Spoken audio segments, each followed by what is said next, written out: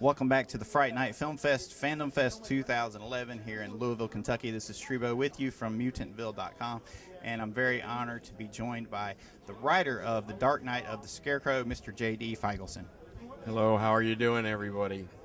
Doing quite well. We're very excited to talk to you because Dark Knight of the Scarecrow is a very big inspiration on all of us. And not only is it a classic Scarecrow movie, but it's one of the few really great TV horror films.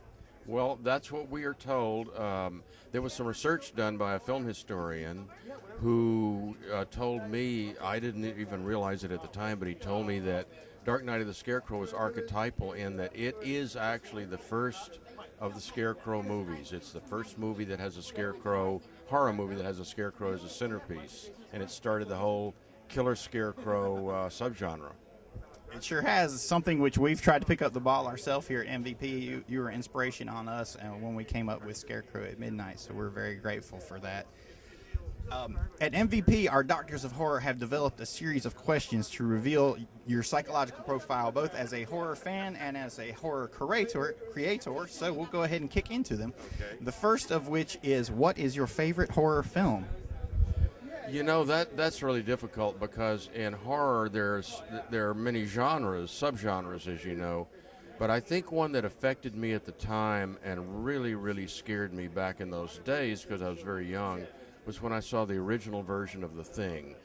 Because up until then it had been Frankenstein and Mummy and Dracula and all, which had been around way before I was born. So they were beginning to get a little shop-worn. But this came out. It had a lot of very current themes in it, the flying saucer thing and aliens visiting us. But it was done in a manner, a very interesting manner where people were talking over each other and interrupting each other. I'd never seen anything like that before. And also the fact that they never revealed the monster until the very end. You just got glimpses of it, which was later used in Alien very successfully. And that was a very, very influential movie on me, among others, but that one. And if you notice in Scarecrow, the same technique is used pretty often, because you really don't see him do much until the very end of the movie. It works quite well. That is an excellent choice. It's actually one of my favorite films as well. And, of course, Mr. John Carpenter, who's here this weekend. Our second question is, what inspired you to get into screenwriting? I actually got in through the back door. I started out as a filmmaker. I was trained in school as a filmmaker, especially directing. But as you know, it's very difficult to get somebody else to write something that you have in your head. So I was not successful at that, nor did I have access to really professional writers. So I took it upon myself. I would have an idea, and I would begin to work on it myself, and basically to put down on the page. I never considered myself a writer. I considered myself a maker of film recipes. And as you know, a screenplay doesn't have a narrative. It's got only action and dialogue. So basically it's a recipe of how to make a movie cake. And I had some very good teachers along the way, but that's really the reason I got into it. Was because most of the movies that I've done out in Hollywood, I either did as a director or an executive producer. But I did start out writing in Hollywood because that was the way to get in. Fantastic. I've never heard it put like that, but I'm going to quote you on that from now on. How did your involvement in Dark Knight of the Scarecrow come about? I had written that out of desperation. I had made 2 unsuccessful films, and I realized at that time I was about 30 years old. I thought, which seems very young now, but at the time I thought I was getting to be an old man, and I better make a successful movie or I'm going to be finished in the movie business. And so one of my favorite themes was horror, and it had always been successful. And at the time, you know, it was the beginning of the really tough slasher movies, and I said, I better go in a different direction. So I went in the direction that we did with Scarecrow, which is more mysterious and atmospheric. And it came out of, like I say, it came out of a moment of desperation to come up with something that was going to be successful. And you don't know if it will, but I felt it had a better chance than anything else. Well, it was quite successful, at least all the fans are certainly concerned that way. And as we said earlier, it's considered probably one of the best, if not the best, television horror film ever made. So it's definitely very high praise indeed. Our next question is, what do you think about what's going on in modern horror today? You know, that's interesting because I came across, as we had talked about a little earlier, I came across an interview with Vincent Price, and he stated it better than I could. He felt that the modern horror films had taken a wrong turn, that instead of being atmospheric and giving you chills and mystery and suspense and revealing things, and also a sense of dark humor in places, because Hitchcock believed that you had to relieve your audience occasionally with humor. And if you watch his films, he has that in there.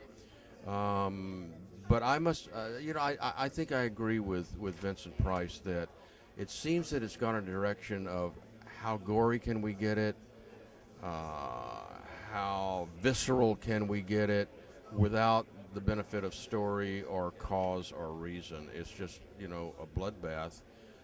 And I'm not saying that that's wrong, but it's just not for me. Very understandable. What can you tell us about the upcoming release of the Dark Knight of the Scarecrow Blu-ray and also the recently released original soundtrack for Dark Knight of the Scarecrow? Well, this, of course, is the 30th anniversary year of the original telecast of Dark Knight of the Scarecrow. And for that, we're coming out in October with the Blu-ray with a lot of extras. There'll be a photo gallery. There'll be the repeat. We had the original promo, but we'll have the repeat performance promo on it. It'll also have a documentary about the making and the backgrounds and interviews with all the actors. It'll have a recently filmed panel discussion with the main people. There's just a lot of things that'll be on that. And that will be out in October of this year. And also this week, we've just released through 2M1 Records the soundtrack. The soundtrack album is out, and it is magnificent. It's got all of the main,